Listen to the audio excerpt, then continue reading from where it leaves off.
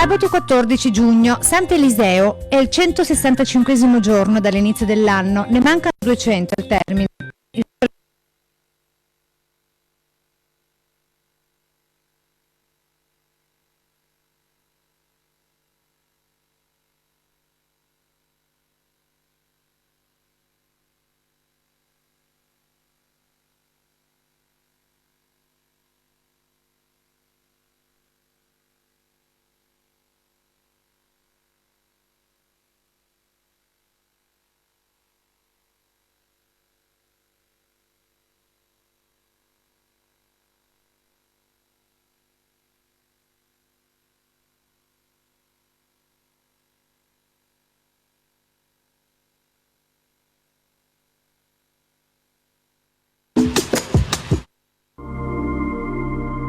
Le previsioni per domani. Tempo variabile a tratti instabile, con cielo spesso nuvoloso, salvo parziali e temporanee schiarite.